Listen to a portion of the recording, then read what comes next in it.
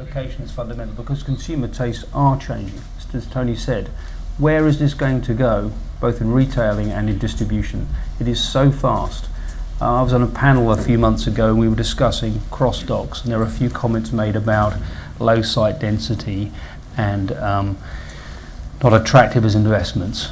These comments were made by one of the largest investors in this sector. I think we have to be open-minded because the business is going to dramatically change. The real estate requirements are going to continue to change.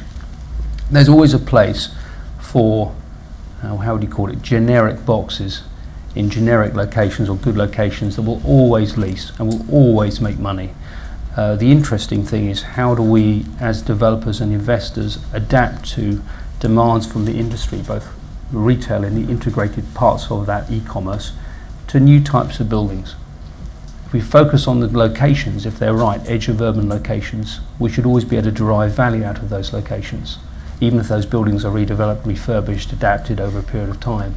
But it's very hard today to guess where the market's going to go. We were having a conversation over breakfast about in fact with Joseph, who was FaceTiming to his children when he's travelling on business, which is like me much of the time. 5 years ago, I don't think 5 years ago, the iPad 5 years old, something like that, and now it's taken as a sort of natural tool, like a book, a pencil, anything else. The changes are so vast, so swift, and I'll be very interested to see how real estate can catch up with changing consumer tastes and the demands that places on property requirements. Shopping in an instant is going to change everything. Warehousing has become something where you have to understand your tenants, you have to understand where logistics is changing, and whether that's the goods, whether it's e-commerce coming in. We bought a park outside Prague called Horní Počernice, and we've got about just over 350,000 square meters there, so it's quite a big park. 60% of the occupiers are involved in retailing, so a huge amount. And that's a park that's very close to Prague city centre. It takes you about 10 minutes to get to the centre of Prague, 10-15 minutes from there. And a lot of there's people like Mal.cz, who are like an Amazon, actually have their warehouse there, but they also have a pickup point there. They also have a returns point there. So that's 3 different warehouses they need for the one. The big warehouse, it goes out, one it comes back in, especially ladies return, buy a pair of shoes. Often they'll actually get 6 to 9 pairs of shoes delivered to buy 1 pair. Those shoes that go back then all have to be hand checked to make sure they haven't been worn to a wedding and someone's lied about what they've been doing with them. And that happens a lot with dresses. And it's a massive. Returns warehouses are getting bigger because the volumes are going up. So e-commerce has been brilliant for us. I think 3D printing, again, the 3D printing machines will all come through warehouses, as will all the product that needs to actually make the things that 3D printers use. So it might be a different type of logistics, but you'll soon see the warehouses will be full of different product. And that's been happening. iPads, iPads are smaller than old computers, so you need less warehousing.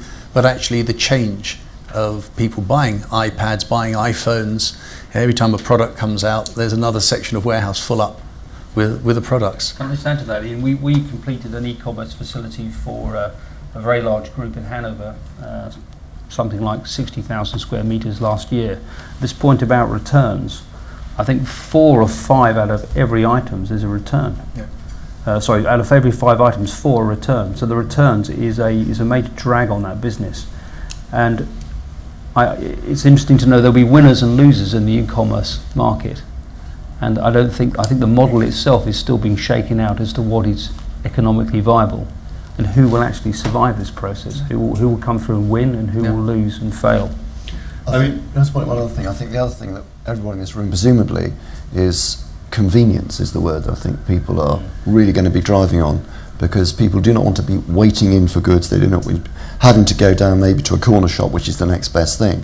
And it's trying to work out the model where the supply chain is at its final point and where people actually pick up their goods, whether it's at home in some form or shape or without them having to stay in. And I think it's that convenience is going to be the way that the supply chain, not just called logistics, is going to be considered over the next couple of years, whether it's going to be successful or not. That's how it's going to be. The other couple of small points I was going to raise was that looking at the supply squeeze on sites, one area that we maybe forget, I mentioned earlier about what's happening in London on Battersea and Stratford and elsewhere like that. If you look at somewhere like Germany actually at government level, they have decided they want to reduce the amount of green space that is permitted to be given planning consent. Just to give you some basic numbers, I think in about 2010, they're allowing about 77 hectares per day was going to be granted planning consent. Up to 2012, it's about 73. By about 2020, I think they're planning on 30 hectares per day will be permitted. Now, if you think of the issue that that's going to have for something like logistics, which is a very big space user, that itself is going to be a squeeze on supply. In the Eastern Europe, it's easier to develop, even Poland, right the way through, compared to Western Europe, where land is becoming more scarce. So therefore, you're having to, for a developer like ourselves who can look at redevelopment, buying up old factories, especially on inner city, on the edge of the city, is quite an interesting option. And the market that wants those locations is the parcel factories, as we call them, which is the little DHLs, TNTs, delivering parcels to your door and having hundreds of vans go, lorries come in one side and the pickup delivery fingers are at the back. And that's something we've seen a lot of as well, the increase in those around city centres.